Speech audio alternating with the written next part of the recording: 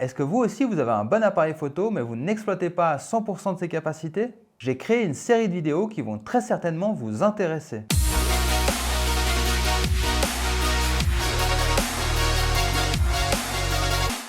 Bienvenue sur ma chaîne. Comme je l'ai dit avant cette intro, j'ai décidé de créer une série de vidéos qui vont vous aider à progresser et à réaliser de meilleures photos, aussi bien en extérieur qu'en studio. Alors n'hésitez pas à vous abonner ainsi que d'activer la petite cloche pour ne louper aucune d'entre elles. Aujourd'hui, je vais vous aider à quitter le mode automatique pour passer en mode manuel. Vous savez, celui qui donne des cheveux blancs à tous les débutants. Dans cette vidéo, pas de termes techniques compliqués, mais des explications simples et faciles à comprendre. Ainsi, vous pourrez passer à l'action rapidement et vous entraîner. Pour utiliser votre appareil en mode manuel, il faut prendre en compte 3 paramètres. Le premier, l'ouverture.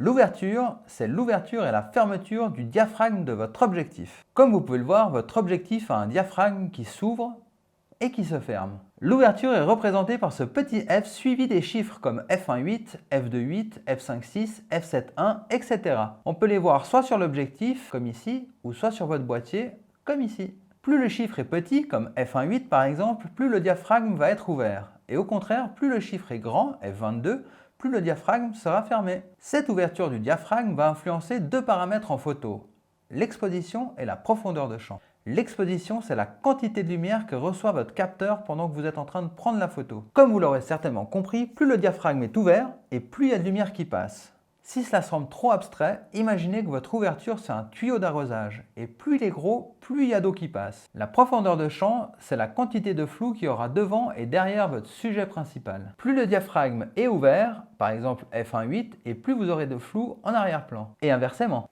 Et maintenant, on passe au deuxième paramètre qui est la vitesse d'obturation. La vitesse d'obturation, c'est le temps durant lequel votre capteur va être exposé à la lumière. La vitesse d'obturation s'exprime soit en fractions de seconde ou soit en secondes. En temps général, sur un appareil, elle peut aller de 30 secondes par exemple à 1/8 millième. En passant bien entendu par 1 seconde, 1 200e, 1 400e, 1 2 millième, 1 4 millième. Tant que le capteur est exposé à la lumière, il va enregistrer les données qui vont créer la photo. Donc vous l'aurez sûrement compris, plus longtemps le capteur reste exposé à la lumière, plus la photo sera claire. La vitesse d'obturation va aussi vous permettre de figer un mouvement ou à l'inverse de faire un flou de mouvement, ainsi qu'un filet. De manière logique, plus la vitesse est rapide, par exemple 1/4 millième, et plus votre photo sera figée. Et au contraire, plus votre vitesse sera lente, 1 seconde par exemple, et plus vous aurez de risques d'avoir une photo floue, soit parce que vous-même vous avez bougé, ou soit parce que votre sujet aura bougé. Si vous désirez prendre en photo une personne statique par exemple, je vous conseille de vous mettre à 1/160e minimum. Par contre, si cette personne court, je vous conseille de vous mettre à 1 millième minimum. Ce qui est utile à savoir, c'est que votre vitesse, vous pouvez la monter autant que vous pouvez. Par exemple, vous pouvez avoir une photographie d'un escargot à 1/8 millième, ça ne changera absolument rien à la photo. Mais au contraire, si vous essayez de photographier un chien qui court à 1/160e par exemple, vous risquez d'avoir un flou non désiré. Par contre, si vous désirez créer un flou de mouvement ou un filet contrôlé, typiquement une cascade d'eau par exemple, munissez-vous d'un trépied pour stabiliser votre appareil. Il est temps de parler du dernier paramètre, les ISO, ou les ISO pour les intimes.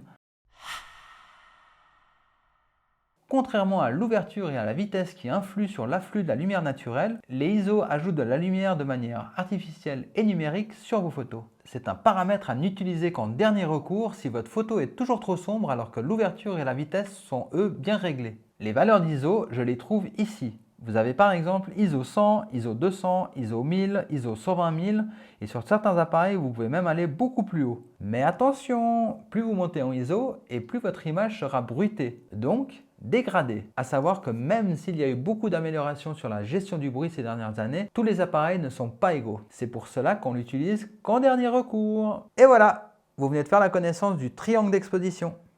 À ne pas confondre avec le triangle des Bermudes. Alors, mettons-nous à la pratique, ça sera plus parlant.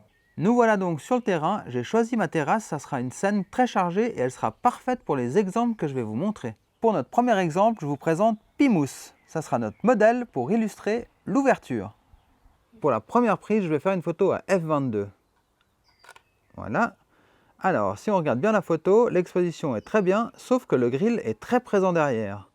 Pour cette deuxième prise de vue, je vais me mettre à f1.8. Et voilà. On voit très clairement que Pimous se détache totalement du fond, on ne reconnaît même plus le barbecue derrière. Pour ce deuxième exemple, je vous présente Aiko, ça sera notre modèle pour illustrer la vitesse. Un booby.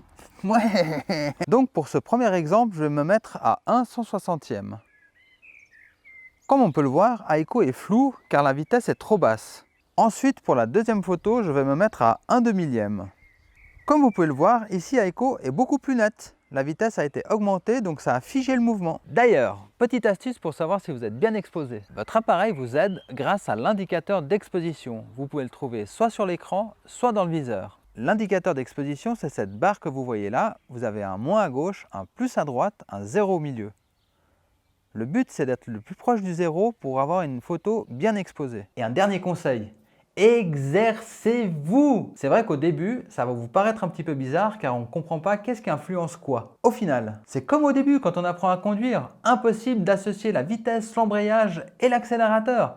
Et puis paf, un jour, on n'y pense même plus. Et le mode manuel, c'est exactement pareil, sauf que c'est beaucoup moins dangereux que lorsqu'on apprend à conduire. Pour vous accompagner durant vos moments pratiques, je vous fais un petit cadeau. Vous trouverez un lien dans la description où vous pourrez télécharger des fiches détaillées de tout ce qu'on vient de discuter. Et vous pourrez ainsi les utiliser en pense-bête. N'hésitez pas à me poser toutes vos questions en commentaire si quelque chose n'est pas clair. J'y répondrai avec plaisir. Si ce n'est pas encore fait, le petit pouce bleu qui va m'encourager à continuer et abonnez-vous en activant la petite cloche. D'autres vidéos pour vous aider arrivent très bientôt. Salut! Mais bon, c'est comme quand on apprend à conduire. Au début, on ne sait pas vraiment utiliser la pédale d'embrayage avec la boîte à gants, la lampe en haut. La douche. Ça nous semble impossible d'associer l'embrayage, les vitesses et l'accélérateur. Mais bon, c'est exactement comme quand on apprend à conduire.